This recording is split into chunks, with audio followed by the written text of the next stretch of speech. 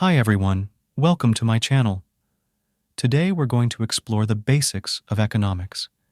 It's Jack, and I love making economics easy to understand for everyone. So let's dive right in. Economics is about choices. It's the study of how we make decisions when faced with limited resources.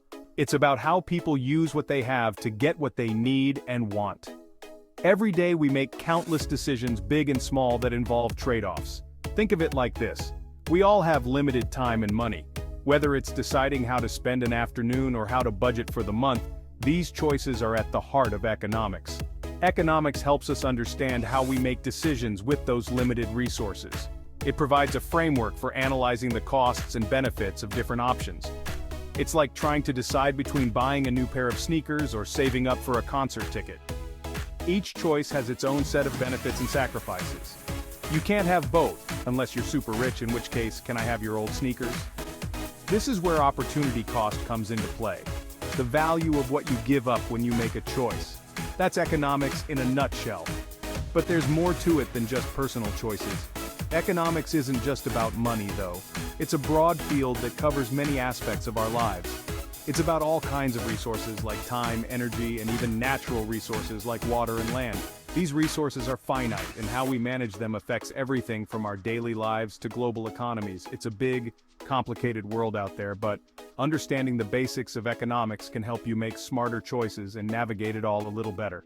From personal finance to public policy, economics plays a crucial role. Ready to dive in? Buckle up. We're about to embark on an exciting journey into the world of economics, where every decision counts and the possibilities are endless. One of the most fundamental concepts in economics is scarcity. It's a fancy way of saying that there's not enough of everything to go around. Think about it. There's only so much oil in the ground, so much water in the lakes and rivers, and so much chocolate in the world. Tragic, I know. Even time itself is scarce. We only have 24 hours in a day. This scarcity is what forces us to make choices. If we had an unlimited supply of everything, we wouldn't need economics. We could all just eat pizza all day and drive around in diamond-encrusted cars. But alas, that's not the world we live in. We have to make choices about how to allocate our limited resources, and those choices have consequences. You know how sometimes the price of your favorite sneakers suddenly shoots up? One day they're affordable, and the next, they're way out of your budget. It's almost like magic, but there's a reason behind it. Or how about when avocados become ridiculously expensive? One week, they're a staple in your diet, and the next, you have to think twice before buying them. It's not just random, there's a pattern to this madness. That, my friends, is the magic, or sometimes the curse, of supply and demand. It's an invisible force that affects the prices of almost everything we buy. Supply refers to how much of a product or service is available. Imagine a factory producing sneakers. The number of sneakers they make is the supply. Demand, on the other hand, is how much people want that product or service. If everyone suddenly wants those sneakers, the demand skyrockets. When the supply of something is low and the demand is high, the price goes up. It's like a tug of war where demand pulls harder, making prices soar. Think about those concert tickets everyone wants. The fewer tickets available, the more you'll have to pay to snag one. It's a classic example of high demand and limited supply driving up prices. Conversely, when the supply is high and the demand is low, the price goes down. It's like a surplus of goods that nobody wants, so sellers lower the prices to entice buyers. That's why you can sometimes find great deals on clothes at the end of a season. Stores are trying to get rid of their excess inventory. They need to make room for new stock, so they slash prices to move the old items quickly.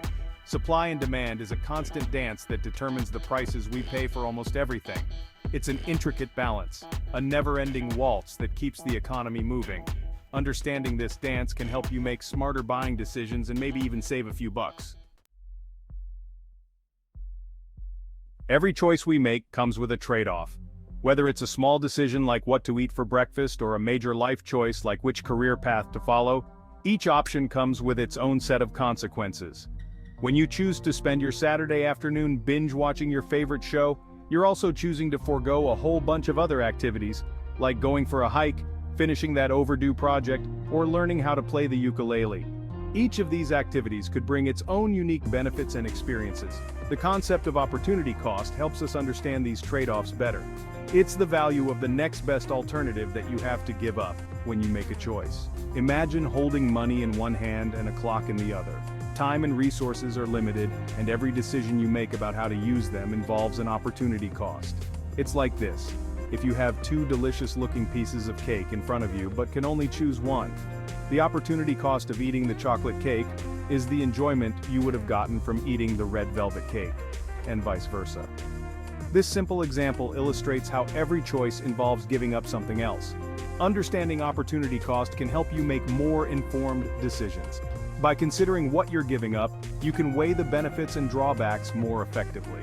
It's not always about choosing the option that seems the most fun or immediately gratifying. It's about considering what you're giving up and deciding if it's worth it. Sometimes the best choice is the one that offers long-term benefits, even if it requires a bit of sacrifice in the short term.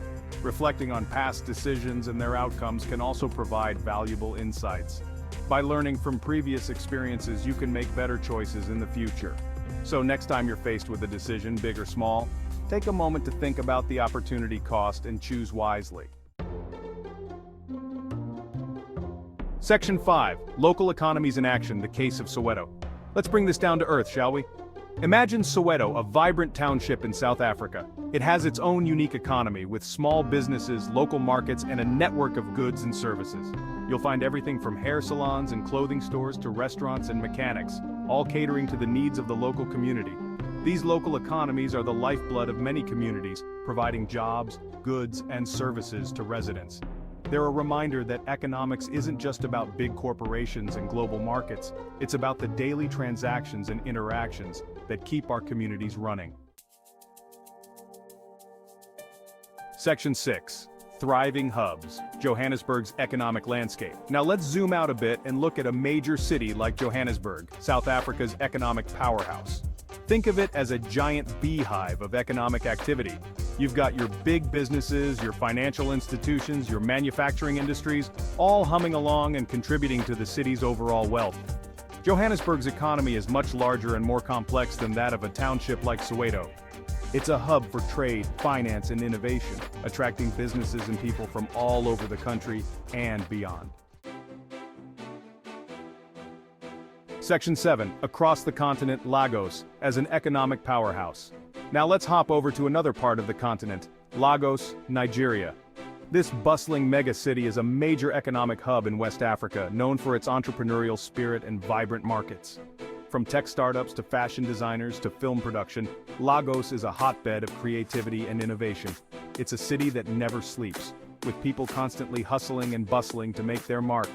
Just like Johannesburg, Lagos has its own unique economic landscape shaped by its history, culture, and geographical location. Section 8.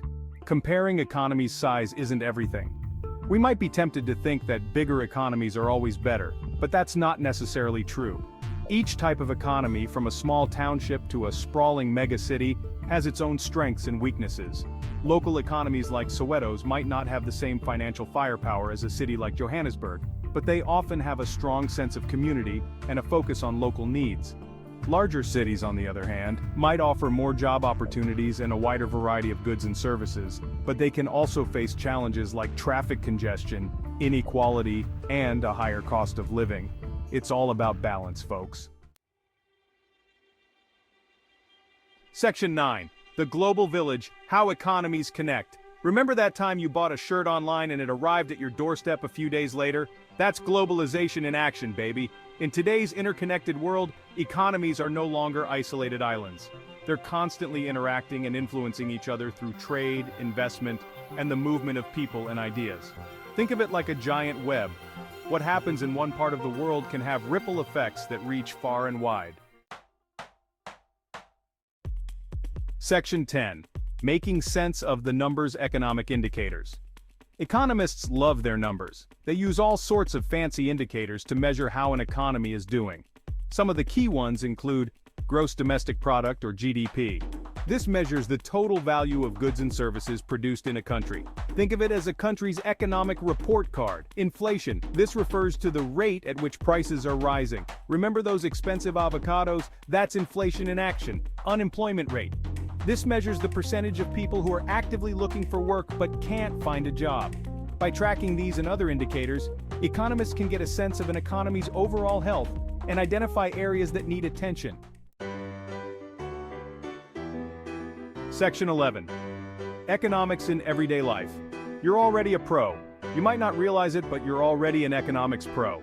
Every time you buy groceries, decide which route to take to work, or choose between two different brands of cereal, you're making economic decisions. Economics is all around us, shaping our daily lives in countless ways.